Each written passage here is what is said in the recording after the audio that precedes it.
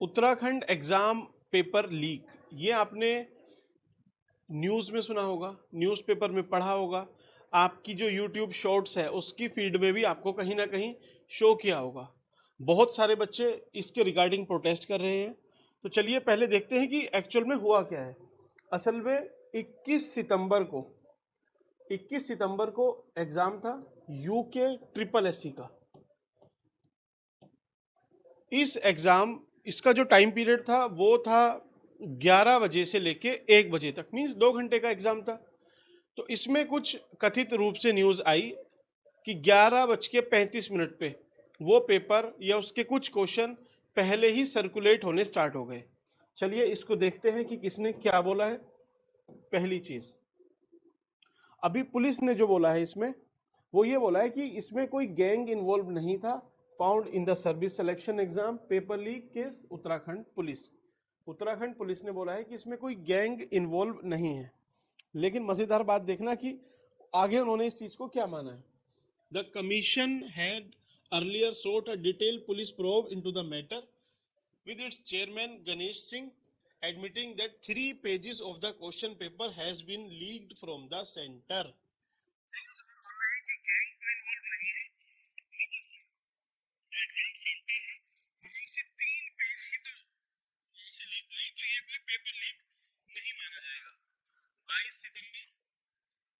ठीक है, ये द हिंदू की रिपोर्ट है 2025 की। ये कुछ ऐसा नहीं है कहीं से जो सर्कुलेट हो रहा हो कुछ फेक हो, ये रियल द हिंदू का है। ठीक है, तो किसी को अगर इसको चेक करना है, क्रॉस चेक करना है तो कर सकता है। ठीक है, ये आपका सितंबर 22 की है, उनकी कवरेज है। आगे वो क्या बोलते हैं कि हमें स्ट्रॉन्ग एविडेंस मिले हैं। ठीक, the officer further said that the social activist Bobby Pawar is also under suspicion for allegedly circulating screenshot of the paper on social media without verification in a bid।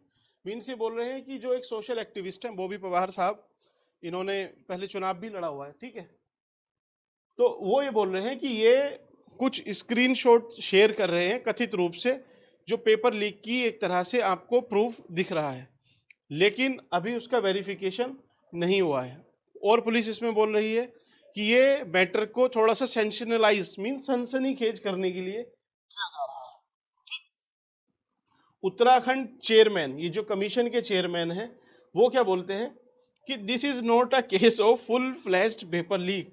Means पूरे पेपर लीक का case नहीं है, आधा ही पहुंचा था और हो सकता है कि आधा आपको हमको जो दिख रहा है वो हो, पूरा सर्कुलेट उन्होंने रोक दिया हो, है ना। थोड़ा बहुत ही लीक कराया ताकि बच्चों को हेल्प मिल जाए, किसी के 50 आ रहे हो तो उसके 60 हो जाए, 70 वाले के 80 हो जाए, कुछ बच्चों के लिए। ठीक है, वैकेंसी उत्तराखंड में उतनी ज़्यादा नहीं होती कि बहुत ज़्यादा लोगों का क्लियर होगा तब जाके खूब पैसे मिलेंगे। कम बच्चों का भी हो जाएगा, कम वैकेंसी है, कोई दिक्कत नहीं है। 3 pages of the question paper being leaked in a matter of concern. Means जो 3 पेज पेपर के लीक हुए हैं वो चिंता का विषय है, बाकी ये चिंता का विषय नहीं है कि उसका एक क्वेश्चन भी कैसे लीक हुआ, वो चिंता का विषय नहीं है। चिंता का विषय है कि वो 3 पेज कैसे लीक हो गए। ठीक है, लीक मतलब वो तो बोल रहे हैं कि लीक कैसे हुए, मैं आपको समझाता हूं कि वो लीक हो सकता है ये नहीं समझ रहे हो कि एग्जाम जिनको देना था उन तक नहीं, बाकी जो सोशल एक्टिविस्ट हैं, जो लोग बेरोजगार संघ वाले हैं, स्टूडेंट है, सोशल मीडिया है, नेशनल मीडिया है, वहां तक लीक कैसे हो गए, ये मेरा अपना ओपिनियन है। उनका तात्पर्य ये हो सकता है। ठीक, उसके आगे बोलते हैं कि मोबाइल जैमर ये सब इंस्टॉल किए गए थे सेंटर पे, और थोड़े से हम सरप्राइज्ड हुए कि ये पेपर लीक कैसे हुआ।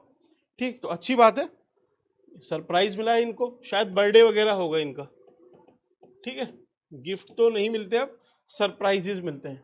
He said the commission has sought a probe by the Dehradun senior superintendent of police and special task force, and internal inquiry is also been conducted to identify the center from the where page leaked। Means उस centre को हम identify कर रहे हैं, ये SSP साहब वहां के, और वो देख रहे हैं कि कैसे ये पेपर लीक हुआ। ठीक, तो कोई ऐसी परेशानी वाली बात नहीं है। थोड़ा सा मैं इसमें और एड ऑन करता हूं अपनी तरफ से नहीं, जो लिखा है हकम Singh, a resident of Uttarkashi, Uttarakhand, and his associate Pankaj Gode कथित रूप से aspirant with the promise of clearing exam 12 से 15 लाख रुपए मतलब ये वसूलने की कोशिश कर रहे थे, बच्चों को बेवकूफ बना के लालच देके, ऐसा ये लिख रहे हैं। ठीक है, ये 20 सितंबर की इनकी रिपोर्ट है। इसमें देखिए असल में मुद्दा क्या है, अभी किसी को इन्होंने पकड़ा है, कल सुबह पेपर दूंगा, उसे सोल्व करके वापस भेज देना।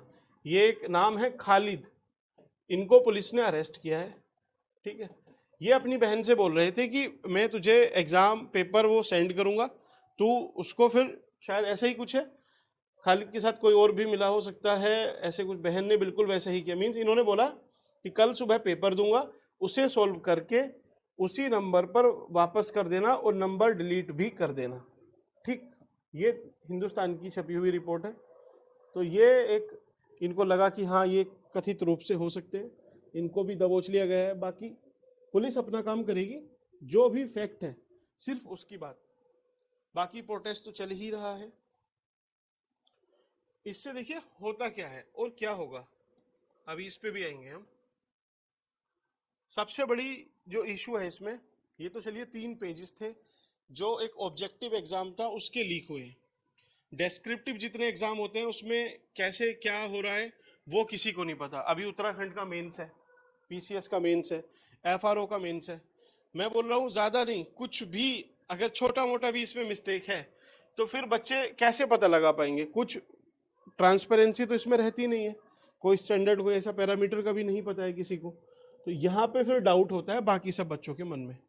और ये सरकार से कोई नाराजगी नहीं है, भाजपा, कांग्रेस, कोई भी सरकार हो, across the party, across the leader, कोई भी इस चीज को अभी काउंटर नहीं कर पाया, चाहे वो दूसरे स्टेट्स में भी हो। आप पास में यूपी में देख लीजिए, वहां भी ये चीज थी, जहां पे कांग्रेस रूल स्टेट है। राजस्थान में देखिए, पहले अशोक गहलोत साहब थे, उनके टाइम पे भी पेपर लीक हुए। तो ये सबकी एक तरह से फेलियर है, पूरे सिस्टम की फेलियर है और सिस्टमेटिक फेलियर है। उससे क्या होगा, अब जो अदर एग्जाम है उनका इशू रहता है कि सपोज आपने ये एग्जाम दिया, ठीक, आप अदर एग्जाम के लिए प्रिपेयर कर रहे हो, अब ये एग्जाम अगर कैंसिल हो जाता है फिर से होगा, और जो आने वाला एग्जाम था वो भी आपका उसी डेट के आसपास है, तो वो जब आसपास में क्लैश करते हैं तो प्रिपरेशन तो इससे इफेक्ट होती है बच्चों की। सपोज इसमें सारे बच्चे तो ऐसे नहीं है कि धांधली से ही जाते, कुछ बच्चे ईमानदारी से भी भर्ती होते। अब अगर जो ईमानदारी से पेपर लिख के आए हैं उनके नंबर भी बहुत अच्छे थे, कि कितना भी उसमें धांधली हो जाए उसके बाद भी हमारे इतने नंबर हैं कि हम सेलेक्ट हो जाएंगे, तो अगर ये कैंसिल होगा तो उनके साथ फिर प्रॉब्लम है, और फिर से रीशेड्यूल होके होगा एग्जाम, तो उनके चांसेस है कि कहीं पे क्लैश कर जाएगा और दोबारा ऐसा पेपर हो पाए, उसका भी नहीं कह सकते। ज़्यादातर बच्चे जो एग्ज़ाम की प्रिपरेशन करते हैं उत्तराखंड की, देखिए पीसीएस का फिर भी एक लेवल रहता है। आप यूके ट्रिपल एससी की लोग दूर से आते हैं, पहाड़ से आते हैं जनरली। अब स्टूडेंट क्लास तो पूरी ही लगभग पुअर है, चाहे कोई फैमिली बैकग्राउंड से रिच हो, लेकिन वो एक्चुअल में जब तक स्टूडेंट रहता है तो पुअर ही रहता है। Poor in terms of finance, पैसों के मामले में। वैसे मेंटली बहुत स्ट्रांग है, रिच है, इंटेलेक्चुअली भी रहता है, लेकिन फिनेंशियली वो पुअर रहते हैं, हो जाते हैं, हालात वैसे बनते हैं। ये फैक्ट है, सबके साथ यही है। तो देखिए इनके लिए अफोर्डेबिलिटी का फिर से इशू आता है। उसके बाद एवरेज एज का इशू। अब आप जितने भी प्रोटेस्ट में देख लेना, या फिर कोई भी बच्चे इस वीडियो को देख रहे होंगे, सब ने 21-22 साल की एज से प्रिपरेशन स्टार्ट की। आज 5-5, 6-6, 7-7 साल हो गए, 30 की एज वो क्रॉस करने वाले हैं या कर चुके हैं। कुछ एग्जाम के लिए ओवर एज भी हो चुके हैं, लेकिन उनका सिलेक्शन नहीं हो पाया। लगता है चलिए अब तक नहीं हुआ, इस बार हो जाता, लेकिन इस बार अगर कोई चीटिंग कुछ ऐसा है तो फिर वो कितना इनजस्टिस है। तो ये भी चीज़ है जो है आपको परेशान करने वाली है। इससे क्या होगा, जो फ्यूचर वैकेंसीज हैं, पहली चीज छोटा स्टेट, उसमें पहले से ही वैकेंसी कम आती हैं, रेगुलर एग्जाम भी नहीं होते। अब सरकार भी क्या है, एग्जाम कंडक्ट कराते हुए थोड़ा सा फिर संकोच में आएगी कि कहीं लीक ना हो जाए। तो अब सिस्टम की फेलियर है और सिस्टम ही एग्जाम नहीं कराए, फिर उसके बाद बच्चों के ऊपर वो डबल मार पड़ती है कि एक तो पहले से ही एग्जाम लीक का इशू था, वो पोस्टपोन्ड हुआ, कैंसिल हुआ, ये हुआ, बाद में आप एग्जाम या वैकेंसी नोटिफिकेशन निकाल ही नहीं रहे हो, तो इसका इशू भी आएगा फ्यूचर में। बाकी जो टैलेंट है उत्तराखंड में, जो रीजनल एम्प्लॉयमेंट है, मीन्स क्षेत्र में ही आपको वहाँ पे रोजगार मिल जाए, अभी वैसा इंफ्रास्ट्रक्चर प्रेजेंट डे में नहीं है। लेकिन फिर भी लोग चाहते हैं कि हम उत्तराखंड छोड़ के नहीं जाए, भले ही कम पैसे मिल जाए, हम यहीं पे कुछ ना कुछ कर लेंगे। जो इवन अच्छे लेवल की एक जॉब कहीं और कर सकता है, वो फिर भी चाहता है कि भले ही मुझे उससे 20-30 हज़ार कम मिले, लेकिन मेरे स्टेट में मिल जाए। मुझे अपने स्टेट से प्यार है, और है भी बढ़िया, अच्छा स्टेट है, उत्तराखंड है, शांति है, सब कुछ अच्छा है। लेकिन उसके बाद भी उनका फ्यूचर, उनका टैलेंट कॉम्प्रोमाइज रहता है। अब 22 साल का जो बच्चा किसी सर्विस में चले जाना था, उसका 30 साल तक भी नहीं होता है, तो 8 साल जो वो उत्तराखंड में कंट्रीब्यूट करता, यंग ब्लड, वो चीज़ नहीं हो पाती। तभी आप देखना एवरेज एज बढ़ती जा रही है।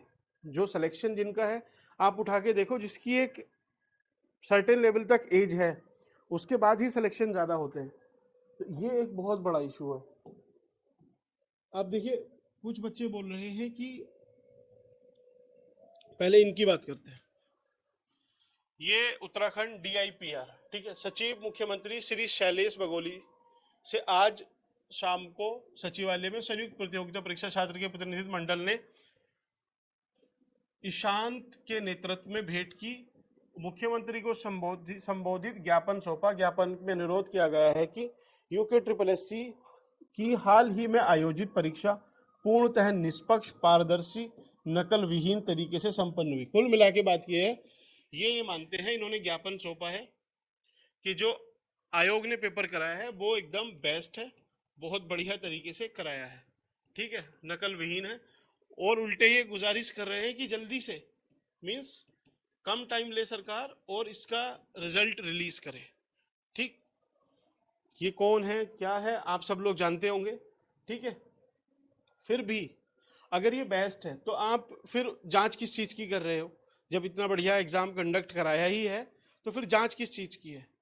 द हिंदू या फिर अदर न्यूज़पेपर ये लोग भी पढ़ते हैं, इन्हें पता भी है, खालिद और पता नहीं कौन किस किस का नाम आ रहा है, और भी बड़े बड़े नाम हैं। लेकिन जब यहाँ पे इतना निष्पक्ष सब काम बढ़िया हुआ है, तो फिर जांच किस चीज़ की चल रही है? अब कुछ बच्चे बोल रहे हैं, जो प्रोटेस्ट कर रहे हैं, कि आप CBI की इंक्वायरी होनी चाहिए, CBI की प्रूव होनी चाहिए, central bureau of investigation, CBI की मांग कर रहे हैं कि इसकी जांच होगी तो सारी चीजें अच्छी हो जाएंगी।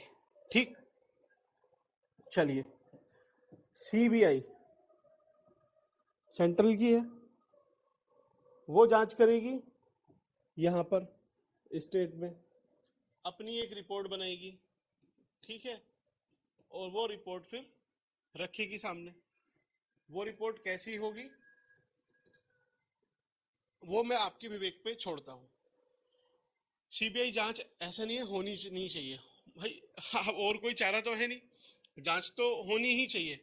लेकिन अगर ये ऑपोजिशन रूलिंग स्टेट होता, ऐसा नहीं कि भाजपा को क्रिटिसाइज कर रहे हैं या कांग्रेस को, सिंपली एक बात है, जब दो अलग अलग पावर सेंटर होते हैं तो दोनों में टसल रहती है, वहां पे जो चीजें होंगी, थोड़ी सी टैग ऑफ वार होगी उसमें, और थोड़ा सा ट्रांसपेरेंसी, और जो भी लैकुनाज है वो जल्दी से रिवील हो जाते हैं, क्योंकि उन्हें पता है कि इस सरकार ने कुछ गलती की है तो हमारे पास मौका है, और दूसरे वाले सोचते हैं कि इसने गलती की है तो हमारे पास मौका है कि इनको बदनाम करेंगे, वो सोचेंगे इनको गिरा देंगे। इस तरीके से ही चलता है। जो रियल पॉलिटिक्स है, रियलिज्म है, प्रैग्मेटिज्म है, वो यही है। अब दोनों अगर सेम ही हैं, तो फिर वो सब आपका विवेक है, क्या कैसे हो सकता है?